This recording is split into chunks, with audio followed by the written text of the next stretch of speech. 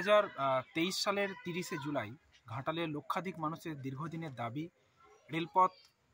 রেলপথের সঙ্গে ঘাটালবাসী বীরসিংহ গ্রামকে যুক্ত করার উদ্দেশ্যে আমরা প্রতি হই এবং গণকনভেনশন। আমি কুণাল সিংহ রায় এই মুহূর্তে দাঁড়িয়ে বীরসিংহ গ্রামে বিদ্যাসাগর স্মৃতি মন্দিরে। আজ এখানে ঘাটাল মহকুমাতে রেলপথের দাবিতে একটি কমিটি গঠিত হলো এবং সেই কমিটিটি বিদ্যাসাগরের নামাঙ্কিত বিদ্যাসাগর রেলপথ মিশন। সেই কমিটির প্রথম সভা এখন চলছে বীরসিংহ গ্রামে। 2023 সালের 30শে জুলাই ঘাটালের লক্ষাধিক মানুষের দীর্ঘদিনের দাবি রেলপথের সঙ্গে ঘাটালবাসী বীরসিংহ গ্রামকে যুক্ত করার উদ্দেশ্যে আমরা প্রতি হই এবং গণকনভেনশনের মধ্য দিয়ে আমরা সেখানে একটা কমিটি গঠন করি। সেই কমিটি গঠনের পরবর্তীকালে আমরা বিভিন্ন কর্মসূচি নিয়ে গণস্বাক্ষর ক্যাম্প করি। আমরা রাজ্যের যিনি বিরোধী দলনেতা রয়েছেন ওনাকে আমরা স্মারকলিপি দিই। যিনি সাংসদ প্রতিনিধি রয়েছেন আমাদের দীপক অধিকারী এমপি, ওনাকে আমরা চিঠি দিই। অন্যদিকে আমরা স্মারকলিপি প্রদান করি আমরা আমাদের যিনি বিধায়ক রয়েছেন ওনাকে, এবং এসডি অফিসে আমরা স্মারকলিপি দিই। কিন্তু আমরা পরবর্তীকালে যখন বিদ্যাসাগর মেলাতে গণস্বাক্ষর ক্যাম্প করতে গেলাম, আমাদেরকে সেখানে বলা হলো যে ঘাটাল রেলপথ আন্দোলন কমিটির একটা পলিটিক্যাল কালার রয়েছে, সেই জন্য আমরা কোনো রকম সুযোগ করে দিতে পারছি না। কিন্তু পরবর্তীকালে কিন্তু আমরা সেখানে যদিও গণস্বাক্ষর ক্যাম্প করতে পেয়েছিলাম সহযোগিতা।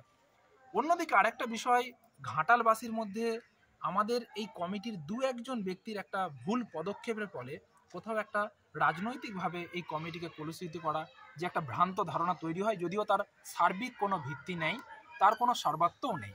কিন্তু এই মতো পরিস্থিতিতে আমরা যখন বিভিন্ন কর্মসূচি গ্রহণ করতে যাই তখন কিন্তু মানুষের একটা ভ্রান্ত ধারণার যে একটা প্রতিচ্ছবি সেটা কিন্তু আমাদের উপর পড়তে থাকে। অন্যদিকে আমরা চেয়েছি এই যে ঘাটাল রেলপথ আন্দোলন কমিটি তার সার্বিক একটা বিস্তার, অর্থাৎ শুধুমাত্র পাঁশকুড়া থেকে ঘাটাল নয়, আমরা চাইছি পাঁশকুড়া থেকে ঘাটাল হয়ে বীরসিংহ হয়ে চন্দ্রকোনা অবধি এই রেলপথের বিস্তার ঘটুক।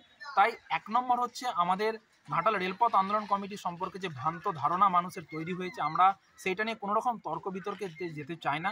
তাই আমরা চেয়েছি বিদ্যাসাগর রেলপথ মিশন, যেটা আগামী দিনে এই মিশন সাকসেসফুল করতে আমরা হাজার হাজার মানুষকে যুক্ত করব এবং গোটা লোকসভা জুড়ে আমরা এই আন্দোলনকে ছড়িয়ে দিতে চাই। এবং আপনি দেখবেন ঘাটাল রেলপথ আন্দোলন কমিটির বহু সদস্য, বিভিন্ন পদাধিকারী কিন্তু আজকের এই মিটিংয়ে উপস্থিত আছে। মিশনের মধ্য দিয়ে আমরা সেখানে একটা কমিটি গঠন করি। সেই কমিটি গঠনের পরবর্তীকালে আমরা বিভিন্ন কর্মসূচি নিয়ে গণস্বাক্ষর ক্যাম্প করি। আমরা রাজ্যের যিনি বিরোধী দলনেতা রয়েছেন ওনাকে আমরা স্মারকলিপি দিই। যিনি সাংসদ প্রতিনিধি রয়েছেন আমাদের দীপক অধিকারী এমপি, ওনাকে আমরা চিঠি দিই। অন্যদিকে আমরা স্মারকলিপি প্রদান করি আমরা আমাদের যিনি বিধায়ক রয়েছেন ওনাকে, এবং এসডি অফিসে আমরা স্মারকলিপি দিই।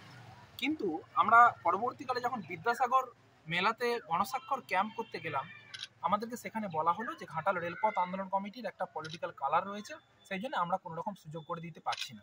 কিন্তু পরবর্তীকালে কিন্তু আমরা সেখানে যদিও গণস্বাক্ষর ক্যাম্প করতে পেয়েছিলাম সহযোগিতা।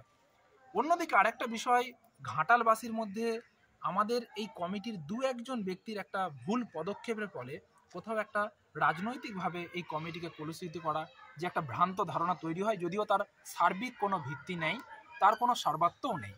কিন্তু এই মতো পরিস্থিতিতে আমরা যখন বিভিন্ন কর্মসূচি গ্রহণ করতে যাই তখন কিন্তু মানুষের একটা ভ্রান্ত ধারণার যে একটা প্রতিচ্ছবি সেটা কিন্তু আমাদের উপর পড়তে থাকে।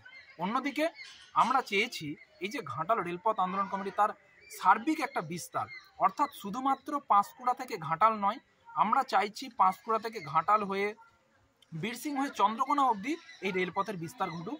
তাই এক নম্বর হচ্ছে আমাদের ঘাটাল রেলপথ আন্দোলন কমিটি সম্পর্কে যে ভ্রান্ত ধারণা মানুষের তৈরি হয়েছে, আমরা সেইটা নিয়ে কোনো রকম তর্ক বিতর্কে যেতে চাই না। তাই আমরা চেয়েছি বিদ্যাসাগর রেলপথ মিশন, যেটা আগামী দিনে এই মিশন সাকসেসফুল করতে আমরা হাজার হাজার মানুষকে যুক্ত করব এবং গোটা লোকসভা জুড়ে আমরা এই আন্দোলনকে ছড়িয়ে দিতে চাই। এবং আপনি দেখবেন ঘাটাল রেলপথ আন্দোলন কমিটির বহু সদস্য, বিভিন্ন পদাধিকারী কিন্তু আজকের এই মিটিংয়ে উপস্থিত আছে।